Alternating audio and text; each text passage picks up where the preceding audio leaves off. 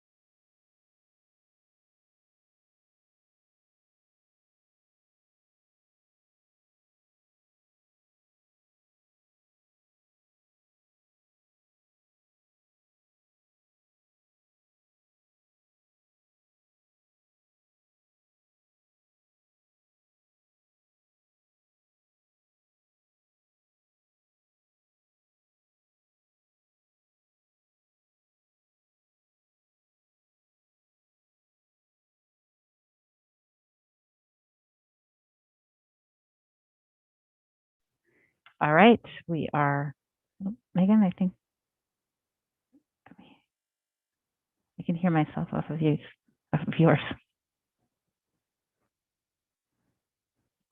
On this end, it's okay, Sarah. I don't hear any like feedback or any of that Okay. weird noise. All right, great. All right, so we are live on YouTube, and I will call us to order at 6:01 p.m. Thank you for joining us, everyone. We have public comment first up on the agenda, so if anyone wants to make public comment, that's better now. You can go ahead and raise your hand, and I will call on you. If you can please remember to state your full name and address for the record, that would be wonderful.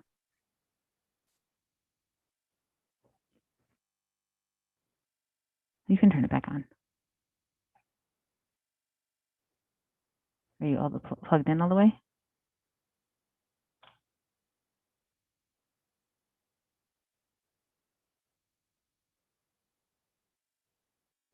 All right.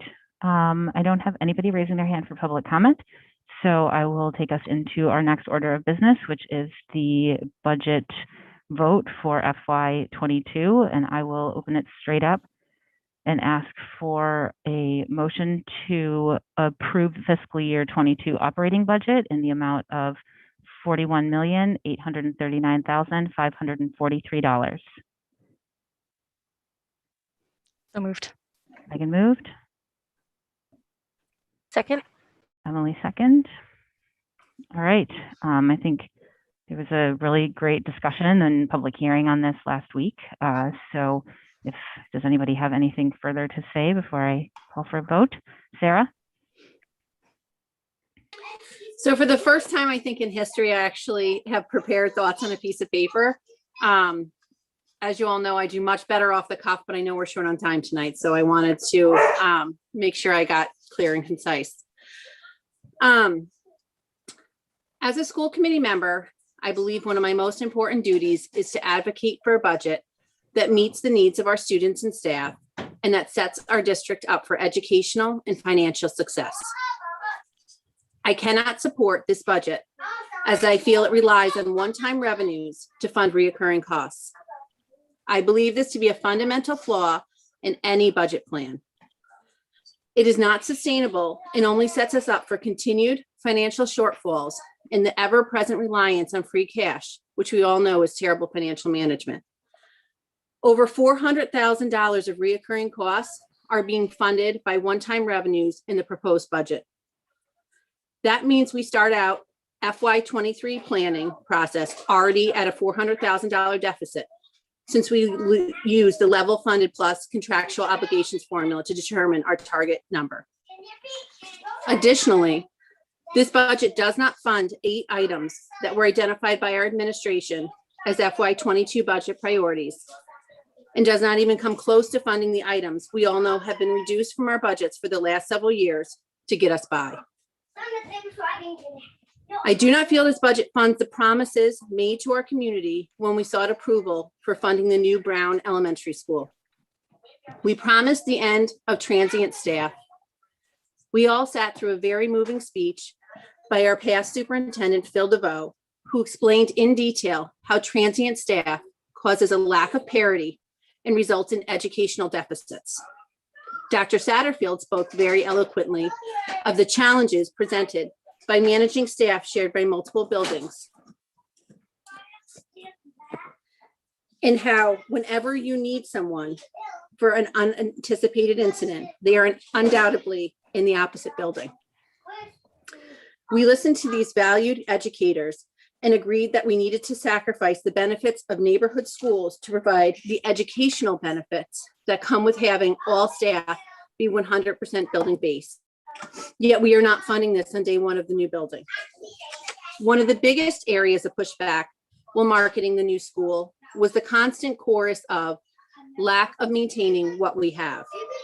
We were commended by our OPM and the MSBA for providing one of the best maintenance plans for the proposed new building that either party had ever seen, and achieved an unheard of 2 points of reimbursement money because this plan ensured we would be maintaining the inside and outside of the building on day one.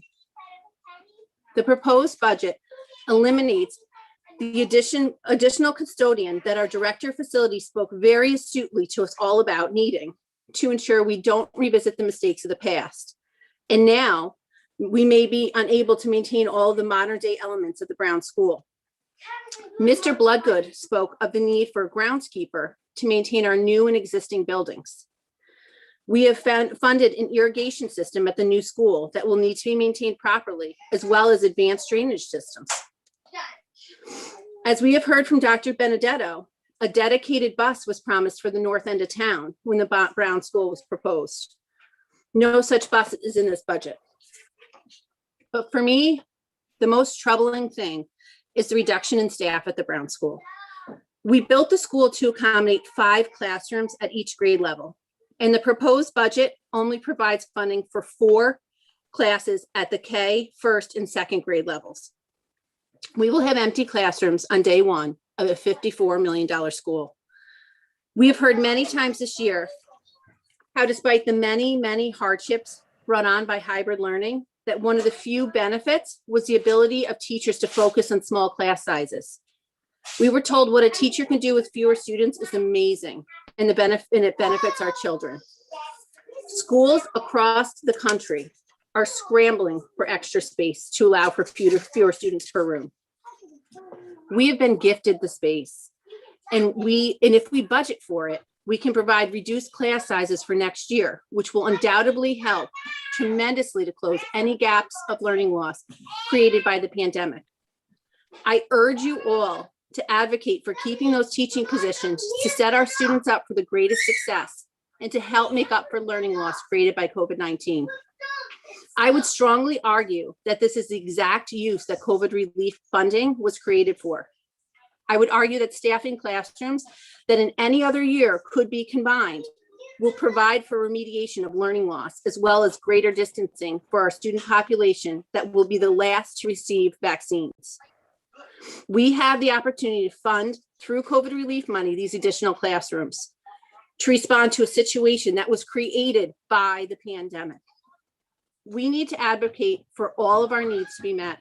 We need to do everything in our power. And make no mistake, the budget is one of our biggest pieces of power to help our students. And I do not believe this budget does everything that it could to accomplish this. Thank you for listening. Anyone else like to say anything? Yeah, Friday? I do want to comment on that because I just want to make sure that we're all on the same page with what this budget does and does not cover. Because I think from a maintenance perspective, one of the things we talked about was 5 custodians. Right now, Glover has 4. This budget allows for 4.5 custodians without having to even add to staff.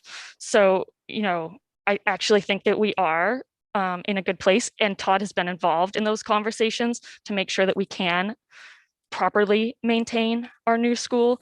In addition, in our conversations with the town, the groundskeeper has come up repeatedly, and we have an MOU with the Park and Rec, and I think we should continue to work collaboratively with other departments in town, and I think Park and Rec is one of those. So when we think about groundskeeping and maintaining the exterior of our buildings, we should be working collaboratively whenever possible.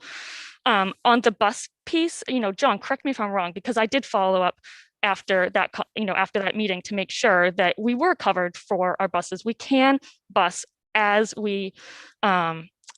is required for the new Brown School. We've got 3 new buses in, I think, since I've been on the school committee. So my understanding is that we do have the buses and the capacity to bus as we need to for next year. Also, in just thinking about the reduction of staff at the new school, those reduction of staff, there's two reasons. One is because we are consolidating 3 schools. So we don't need 2 principals. We don't need however many, we don't need all those staff because of the consolidation. That's a natural process of merging multiple buildings. In terms of enrollment, where you are seeing reduction in the staffing at the classroom level, that is driven by enrollment. So right now, looking at John's slides, if you have 70 students and 4 teachers, 4 sections of that grade, we're still at 17.5 ratio, which is a very small classroom in comparison to other districts. That is a good ratio. So those reductions are all based on the data that we have available to us. And I think those are all the points that I wanted to make, just so that we're all on the same page. Like, there's no reductions in this budget. We've added, pretty much what, all of the top and high and medium priorities that came out of our budget discussions. So there's no cuts. They are all additions to our budget and to the services we provide our students. Thank you, Megan. Anybody else, David? Am I unmuted? I just want to start by, I want to thank, as we reach this point, Dr. Bucky, congratulations on, getting to this point with your first budget as superintendent, and also, Michelle Cresta, with her first full year, but second year at this. And I know you're out there, Michelle, and, outstanding work on providing the committee, the subcommittees, the town, everybody, the information that they need. It's just been incredibly transparent. It's been very informative. And I think our budgets are more aligned with the proper expense codes that they need to be in. The steps that we've taken to adjust with the circuit breaker monies and not having to, in the middle of the year, say, time out, we're not going to get the circuit breaker money that we thought we were going to get. And just, fine tuning everything to do with this budget. So thanks for that. And also, thanks to Jason Silva and the town for working collaboratively to get us to this point, along with the finance committee. So I think it's it's really exciting to be at this point. The one comment I'll just make, as chairman of the Brown School, and having been in this process for 5 years, I'll also say, we are going to open one of the flagship schools in the district, if not, on the North Shore in the state. It's going to be a school that has all of the essential needs for a modern day education. And when we went into the design with Gene Raymond, and we got to the point of educational design and functionality, extended classrooms, 25 touch screens that our new technology director came up with a recommendation. I think there's going to be something like 500 iPads that are going to be ordered, along with some Chromebooks for other students. We're going to have a very functional community space for youth groups to use when school's not in session. it will have the second largest athletic area next to the village school, that we're making a significant investment in for the town. So I am fully confident, having seen the process that's in place, and that, this school will provide a really excellent opportunity for, you said, Megan, when, we're finally going to bring together 3 schools, 3 neighborhoods. Third graders for the last couple of years have had to be at Village and Coffin and Bell and down at Eveleth. It's just going to be a real exciting opportunity to open that school. And I think that speaks well. And this budget also, let's not forget, Michelle accounted for some of the additional costs related to utilities. Just, it's a natural thing when you have modern ventilation systems, of which this school will be fully air conditioned as the only air conditioned school in the district. It will allow Eric, and I'm sure some of the summer programs that we have, it will provide a nice space for some of the summer educational programs that may come up, and that we normally have. So overall, I'm just really excited about it. So I think, I don't really want to say there's any deficiencies. And since we're talking about budgets, we're going to deliver this school on budget and on schedule, and probably it'll come in under budget. So I'm really excited about that. So I don't think we have anything that's deficient at all to do with the Brown School, and look forward to next year. Sorry, If I can I can just add one other thing? Do you Mhm. mind? Go ahead, Megan. And I think constructive criticism is always important, because I do think that's how we get to a better end result. But I guess I'm a little frustrated at this Yeah. point when we're here to vote on the budget. We have been talking about this since, well, for me all year, but in earnest, with priorities since the middle of February. So I guess I'm frustrated that we're here to vote. And, Sarah, I'm all for your feedback. I think that's great. But in the 11th hour, I don't think it's productive. And, Emily asked when we met last time, if this isn't the budget that you want, what's your suggestion? Because we're yet to hear that.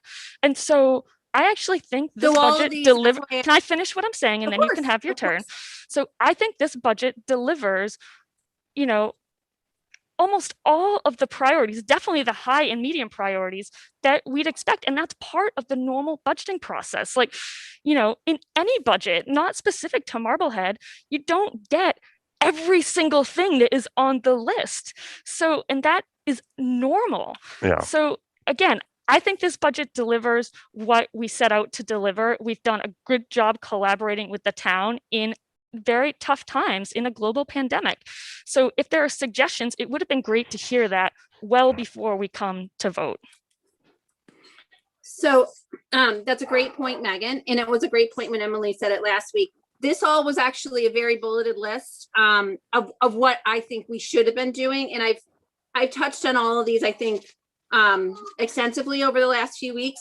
One thing I would plead with, Dr. Bucky and Nan and Michelle to look further into is, I really, really do think that it would be very justifiable under the COVID funding to fund those extra teaching positions, because those are teaching positions that if COVID didn't exist, we would not need those, because enrollment is down. We could have those, higher ratios than if we had those five classrooms. But I really think those 5 classrooms give us a unique opportunity during COVID for smaller classes. And we could, to create parity, they could even, offer to Glover's families, if you want to take an elective transfer over, this is an option. So we're offering that parity, and it would be up to them to choose.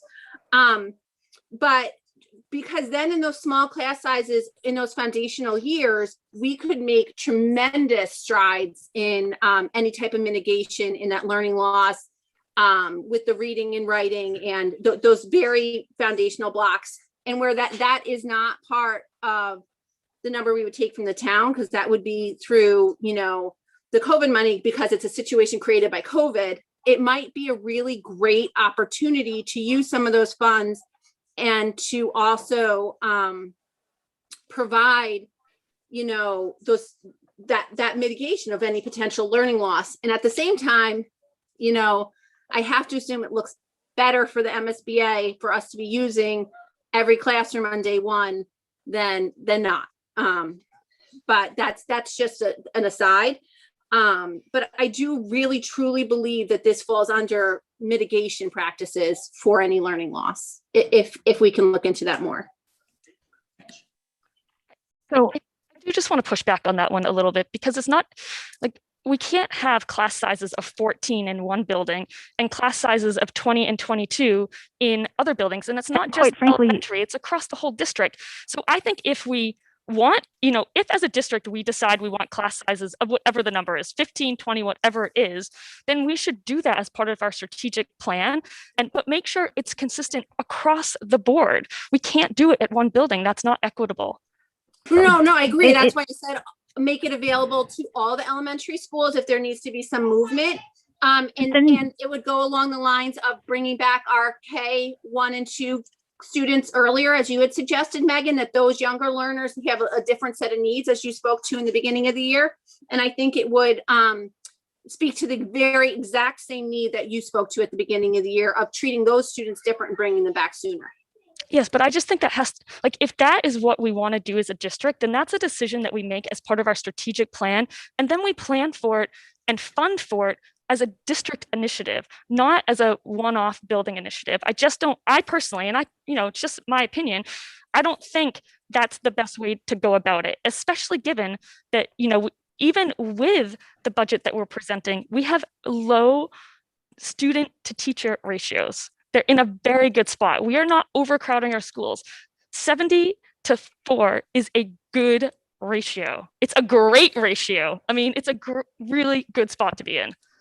Yeah, I don't understand the suggestion that we would ask one school student in an attempt to help them be in smaller classrooms, uproot themselves from their current building, and that would in any way then provide any kind of equity. You're given a rotten choice there, and it's completely unfair. I would be livid as a parent in the Glover system to have to make that kind of a choice, and then know that other students in other areas of the district had incredibly low ratios because we chose to fund some teachers that we knew when we were pitching the Brown School were not going to be needed. So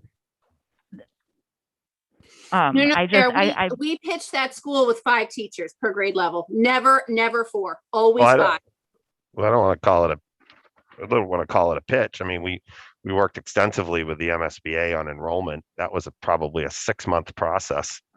And I don't think the MSBA anticipated a global pandemic in which we had in Marblehead an outpouring of outpouring, right, 300 people leaving the of district. leaving to private schools. That because we're a district where many more families than a district such as Lynn can afford to take a private school option. Yeah. So, I thank you, Megan, for writing that the record, and David as well, because I find it very slanted how we started this, and I'm very frustrated because we have been working on this for a very long time, and I'm wondering, Sarah, if you have sat down and talked with any of the administrators at all outside of a meeting to work through any of these suggestions that you've had, or if they've just kind of been tossed out there and then just let to hang, because everybody has been working on this very, very hard, and then coming to meetings and presenting the work that's been done. And I agree with Megan. I don't understand the idea of putting it out there of like, I can't support this budget tonight at the 11th hour. That's not the job that we were elected to do. I don't think that anybody that's listened to anything has thought that I've supported this budget from day one. I have continually said that I worry it's not meeting our needs. And to say this is the first time I've made this announcement at the 11th hour is troublesome, that no one's heard anything I've said, that, I've even been quoted in the paper that I felt like we weren't meeting our needs. So this is my vote, and my vote is one way. And I respect that you guys feel in the opposition and we'll vote the other way. And that is 100% your duty and your right. But we are all given a vote, and I wanted to explain my vote, and that is that. And I think that's fair. You're right. You can vote however you want. And you're right. You have expressed concerns. I guess my frustration is that you haven't offered any suggestions on how to get to where you want to. So that makes it hard to come to another solution. And I guess, yeah, that's my frustration in this. So if there are other suggestions, it would have been great to have heard those at any point during this process.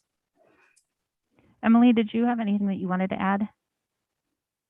No, I think everything was covered, and I'm ready to move forward with the vote. All right. We have a motion and it has been seconded. So I will take a roll call vote. Sarah Gold, yes. Megan Taylor, Yes. David Harris, Yes. Emily Barron, Yes. Sarah Fox. No. All right, that motion passes 4-1. Thank you, everyone. John, thank you. And Michelle, thank you. And all of our administrators and our principals out there Right. for all of the hard work that has gone into this. And, you know, we look forward to next year and doing it all over again. Maybe those are strong words. Can't wait. No, duly noted. I think I left the administrators out of that comment as well, but I think that's been a really good process that's moving forward in the district as well with the level of involvement. Yeah, So thank you yeah. for that. I think there's a lot of really great things going on in the district right now, and that our processes as we move into the future and really growing our district are just going to kind of continue to pick up speed. So it's an exciting time. John, did you want to say something? I thought of something. I just wanted to do a positive. So in this budget and the priorities, we did fund multiple things that teachers, principals have been asking for years. So that to me is a great thing. So I'm going to end it there. Absolutely. Absolutely. Matt Fox got his reading teacher, and I'm very excited for that. John, our in-person learning update. Yes, there's lots to celebrate about in-person learning. And so I shared a presentation with the school committee, which is available on the school committee website right now. I'll share my screen so that the viewing audience at home can see. Can you see that right now? Okay. So each principal provided a slide as an update for what's happening. I'll just remind people that this was our plan to return the elementary school on March 15th for half days. We can check that off.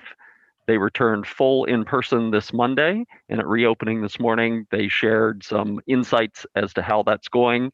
And I think it's safe to say it's going well, very, very well across the district. The K-6 returned to full days. Some lessons learned for sure, but even more exciting for me, your secondary education guy, is the return of 7 to 12 in their half days. And you see that checked off on the slide. I think that we're taking the right approach here with bringing them back half days, because we've already had a first positive COVID case, which I'll talk about in more detail in a minute. But having that occur in the half day structure, I think is helpful for learning how to navigate that. So I'm not going to take you through each of the slides. You can see that each of the principals has provided some narrative and then some great pictures of things happening outside, which we're really utilizing our rich resources of outdoor learning spaces.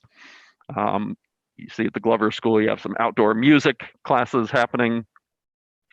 Village doing some outdoor learning with some special desks that I think that their PTO got for the students. Matt has given some information. Students back in science labs. The high school, they had a nice welcome back on Monday with the music teachers providing some music for them. Student services provided an update. They have been back more full-time in person, but Dr. Oxford talked about that transition today. Heidi provided an update for how our METGO students who have also been back full-time a little bit longer, how that has gone for them. And then I just wanted to make sure that information about what happens at the 7 to 12 level, because we are still 6-foot distance at pre-K to 6. And so 7 to 12, there is extensive work that has gone into preparing faculty and staff. And Deanna and Dan did a really nice job this morning at reopening, walking us through that process. The case that happened here, Dan actually has a binder of seating charts in his office that he maintains, and he and Deanna are able to contact those classrooms where there was a positive case per the new MOA. Classroom teachers are notified that there was a positive case in their classroom. They're able to do the contact tracing. We have standard notification letters that go out to faculty. My letter that I've been sending out all year goes out for the general knowledge to all 3,800 people that emails from Dr. Bucky go to. And then the classroom level notifications from Dan and Deanna to those families. And I just want to say that we continue to be all in this together. And so families doing the right thing. And, it was an emotional morning at reopening this morning. I think that Megan and Sarah would both agree that the last thing Deanna wants to do 2 days in is to call a family and say, there was a positive case in your child's class. You have been identified as a close contact. And, I think I would be remiss not to say that we continued to work with the Board of Health and follow CDC and Mass Department of Public Health guidelines for all of this work and share information. And so it's a very highly structured process, and it worked as we wanted it to this week. And so I want to clarify that, there are seating charts in each class. Mr. Bauer has an actual binder of them. And so what will happen when we go to fuller days?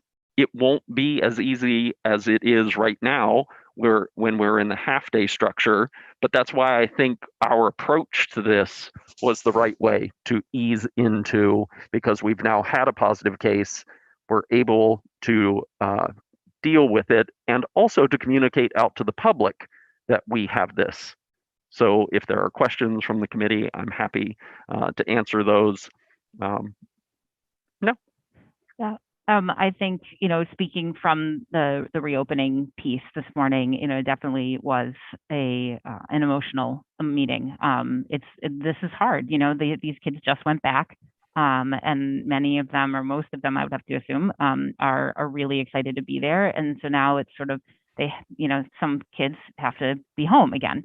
If I put myself in that position with my 8th grader, that would be an incredibly difficult call to get. And if I put myself in that position as in my school counselor role, that would be an incredibly hard call to make. So it's no one wins in these situations. But we knew this going in, and my hope is that we can see as a community just how important it is that we're keeping each other safe, and that when we're masking outside of school, it's for the betterment of everybody and the safety of everybody. And that, our goal is to get our community as well as possible, as we all sort of await vaccination for all age groups. So, these are, it's a tough thing. And it's going to, I think we will get to a point, as Deanna mentioned this morning, that we will, someone will test positive and that news will come during the school day, and then kids will have to leave school. And that is going to be even more difficult. I've spent my days and nights reading about COVID at this point, and I've read stories about that and just how, kids dread that and everything. And so I do think, it's something, that we'll end up looking into as we proceed forward. But I just, again, want to put in another plug for everybody to really be masking inside school and outside school whenever they're, in groups. you have teed me up nicely, not to No, cut go you for off, it. Megan, but pool testing Yes. is another part of mitigation strategy that is very helpful to us.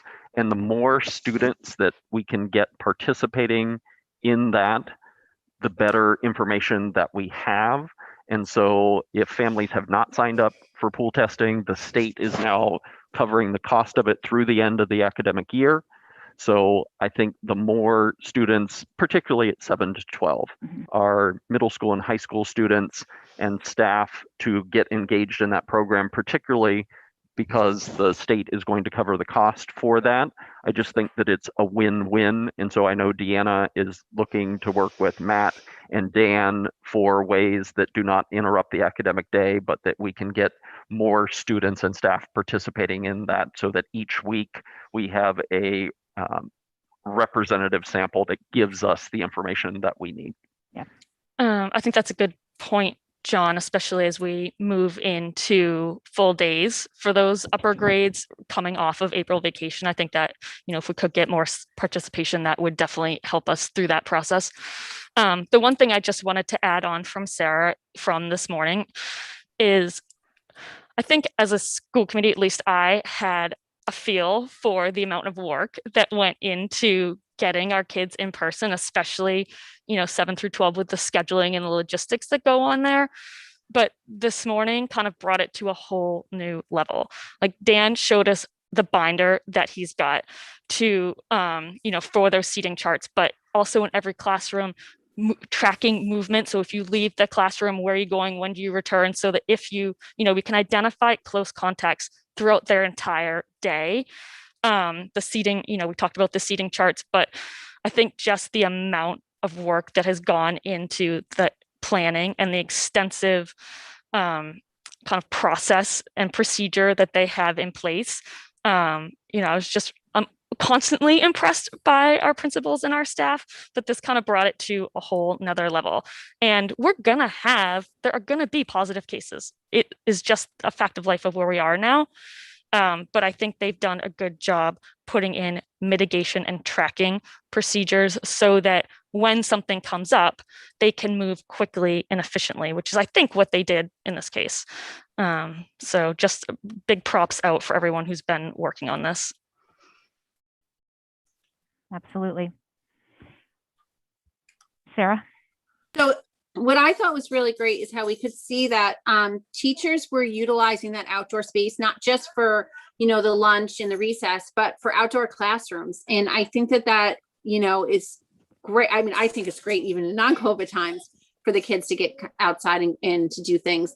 But practices like that are going to go even further with the mitigation because the fresh air and all of that, and they can space out more. So it was really great to see at all different levels, teachers utilizing whatever outdoor space, whether it's tented or just open fields, to kind of get those classes outside. Emily?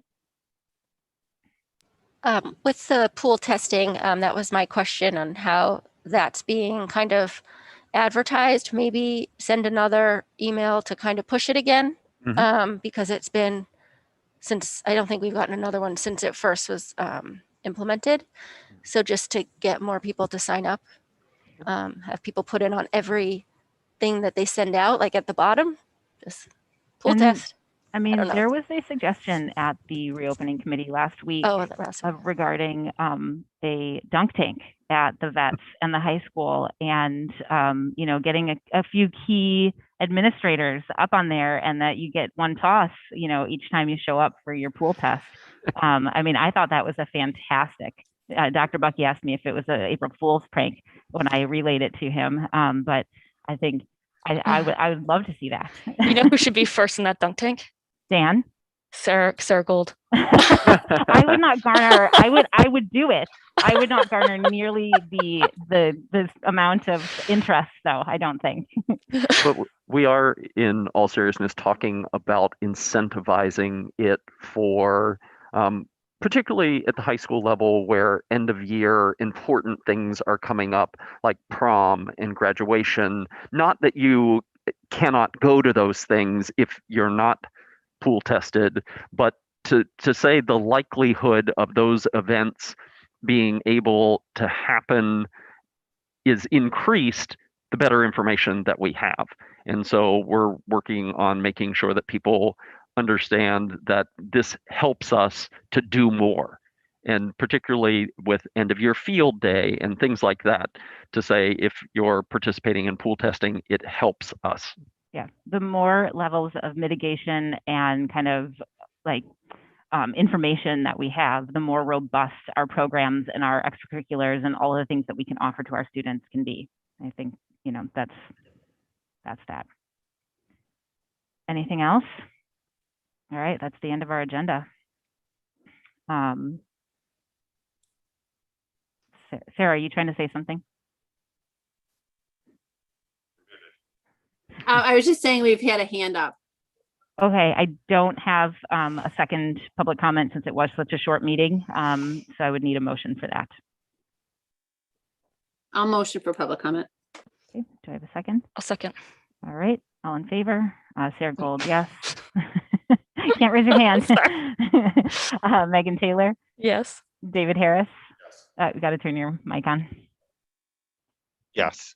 Emily Barron Yes. and Sarah Fox. Yes. All right, Erin Noonan, you've got your hand up. Thank you all so much. I know you are pressed for time. I really just wanted to just acknowledge the village team and as a parent volunteer for lunch duty, and the Friday will be my third time, and you know it's definitely a transition and trying to start the kids from setting the rules, because these are upper elementary kids. And so I just wanted to acknowledge the fact that, like, on Monday there were things that could have been improved, and literally the next day, you know, Steve and Gallo and Principal Murphy had already made adjustments and tweaks, and they worked beautifully. And then, you know, even like literally day by day, they have been able to pivot and make adjustments to the way it is flowing and going. That is really impressive to me. I'm at this stage in the game, like I can't even imagine how many adaptations and schedule changes and logistics and things that they've had to respond to. And it's like day one, you know, it's like, okay, what do we need to do? And they just keep raising the bar. And so I just really just wanted to communicate that, because it's, to me, it stood out. And I, in talking to other parent volunteers that have been there this week, feel the same. And I know that we all want to return to a normal recess. And I do feel that they are on that track and they're doing it in a thoughtful way. Absolutely. Yeah, Thank you thanks, very Erin. much. Yeah, Thank you thanks, all Erin. for the time. Thank you. All right. I don't have any other hands raised, so I will adjourn us at 6:43 p.m. Thank you, everyone.